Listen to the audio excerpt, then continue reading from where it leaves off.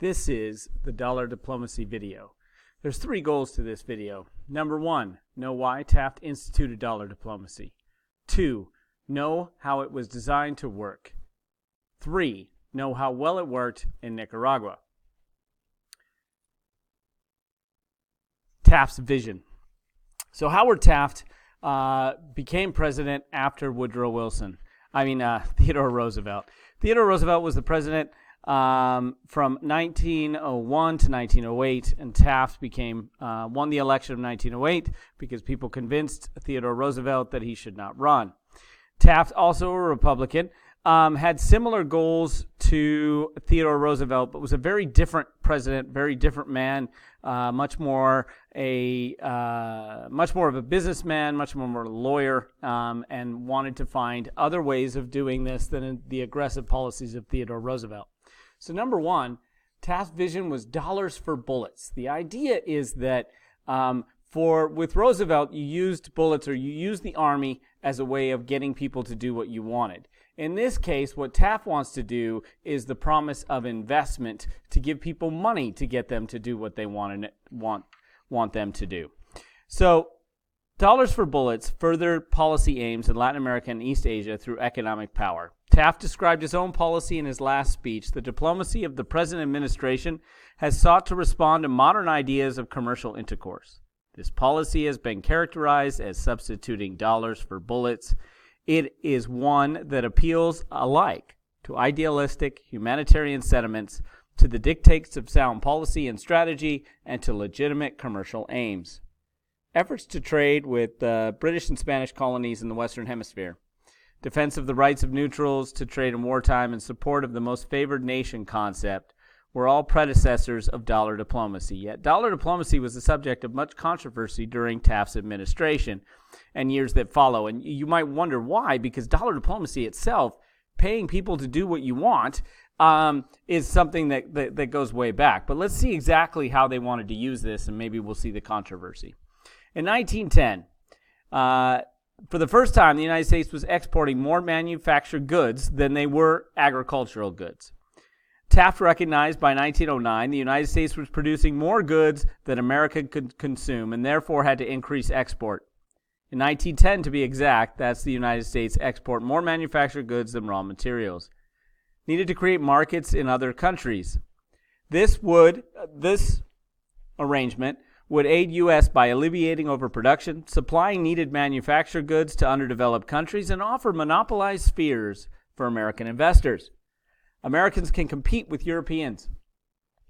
As 1909 memorandum indicated, the United States would insist that Americans compete with Europeans in developing countries by buying bonds, floating loans, and building railroads and establishing banks. The idea would be that the United States would work to extend U.S. investment into underdeveloped regions, motivating observers to label his policy, and that's where the dollar diplomacy, but they would go to basically underdeveloped regions and create a situation where it would bring, that this economic progress would bring political stability.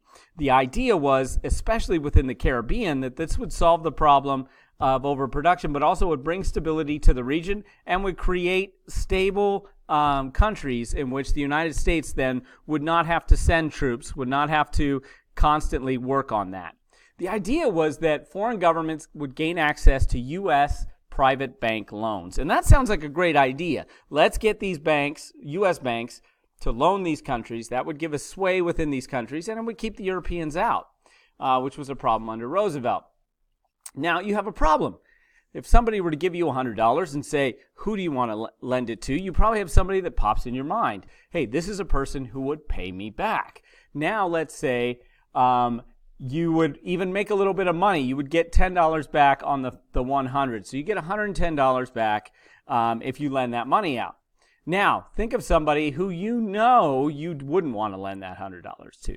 Well, that was the Latin American countries. That was them. And so you have to convince then these banks to then go do that. Well, Theodore Roosevelt solved that problem with the idea of custom receivership. Well, you can guarantee that they would get paid back if you say, if they don't pay us back, we will take over the custom houses, or we will just go ahead and put custom receivership right within the contract. We also are going to send down U.S. financial experts to reorganize their government spending. And that sounds great, like we're helping them out. But a lot of times what the United States advisors would do was reorganize it so that they would get paid back faster and not necessarily help those governments create the wealth that would then help them out of the debt cycle. So here's how it looks. Okay, so you have the banker. The banker is convinced by Taft to loan a large sum to a Caribbean government. That Caribbean government would then spend it back. They would reorganize, spend that money, and then pay the U.S. back through custom receivership. The idea, though, is that the debt never really goes away because the Caribbean governments oftentimes do not spend the money on the types of structure or infrastructure that they need. They also are not encouraged to diversify their crops, to diversify their economy, and to create basically wealth through diversifying and creating a stronger economy. Oftentimes, this debt cycle only really enriches the U.S. Bankers. But the government's reorganized. Now, the other part is you got the bankers want to give the loan. Why would these Caribbean nations want loans from U.S. bankers if you're going to take over their custom houses and basically limit what they can spend? That's where the Payne-Aldrich tariff comes in. Congress gave Taft the ability to take and to basically offer them trade concessions. Hey, we will help you reorganize. We'll give you this loan, and we're also going to open up the U.S. market to more of your sugar or more of your bananas or more of whatever product that country had. And then he could just lower the tariffs as part of this negotiation. It gave him a tool to basically now get the governments to agree. So now he's got the bankers to agree because of custom receivership. He's got the Caribbean governments because he can give them good trade goods. So these are Taft's tools that he was able to use to be able to get into things. Just quick: protectorate relationship, Platt Amendment and Panama Canal, custom receivership should be right here, and then the Payne-Aldrich tariff. So in each of these cases, all three of these things help create a stable place, or at least a good conditions for this type of policy. So now we have Nicaragua, and we have the leader of Nicaragua by the name of Jose Santos Zelaya. He was the longtime dictator, and he was not a nice guy. He wanted to dominate all of Central America, and so he started basically having his army invade Honduras, invade Costa Rica, with the idea that he would take them over. He also began to kind of talk about some things that would make the United States really nervous. Knox and Taft both viewed him as the causes of much of the upheaval in the region. Given that the Panama Canal is right here and he is right here, that causes some problems.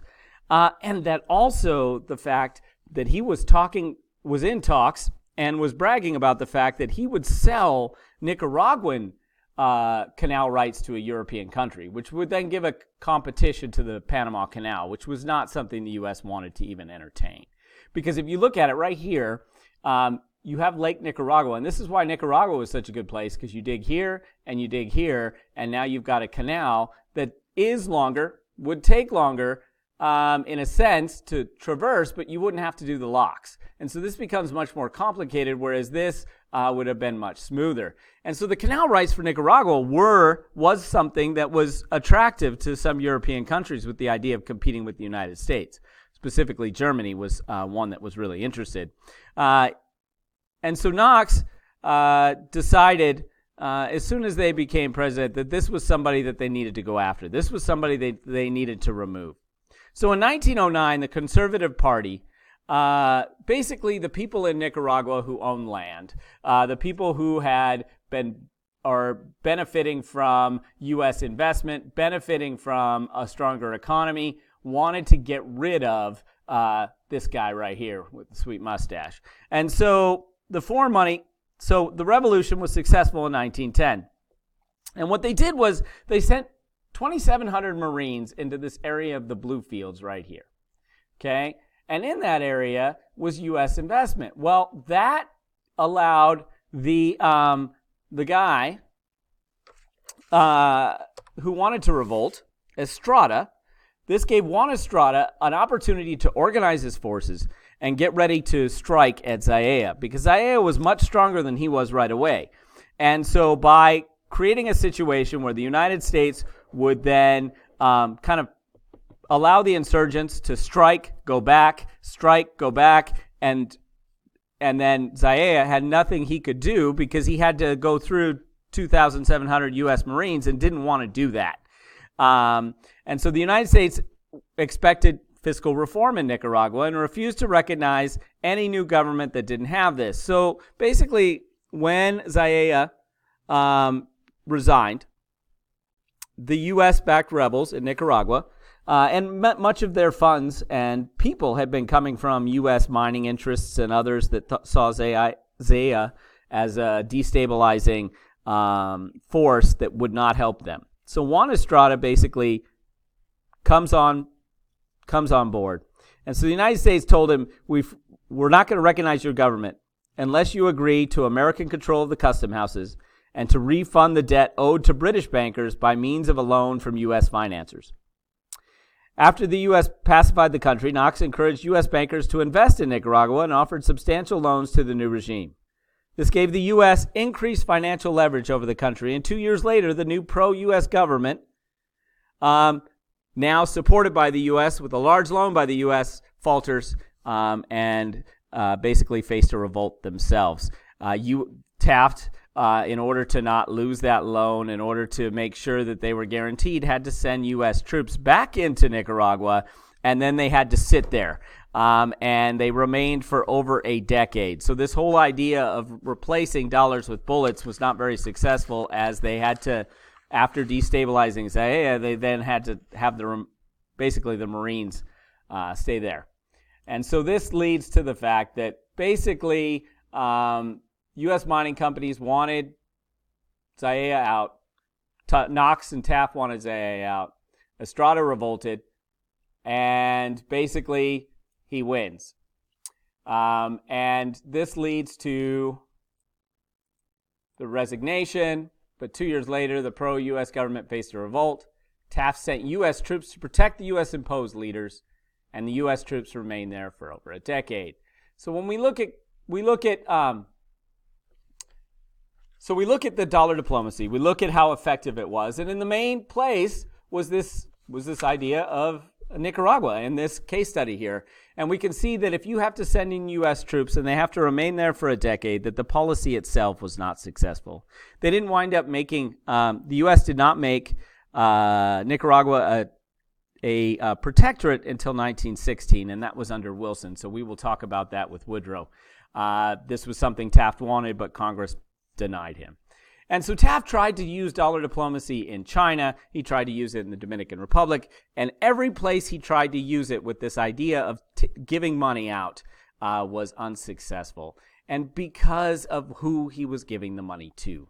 If you give the money to the government, but you're not willing to help them make any significant changes to their economy, then the majority of the country is still not benefiting. So you can pump a lot of money in, but if it goes to the same people that already had the money and doesn't go to all the other people in the country, then you have a situation where there's going to be constant revolt and instability. So the idea of pumping money and making an economy stronger is good and sound. The idea of doing it through government loans and reorganizing them in a sense that leaves them in that situation is poor thinking and a poor idea. You have to make sure that it gets to the rank and file, the populace, and that they can benefit from the growth in the economy. And then you will get them on board, and then you will have stability.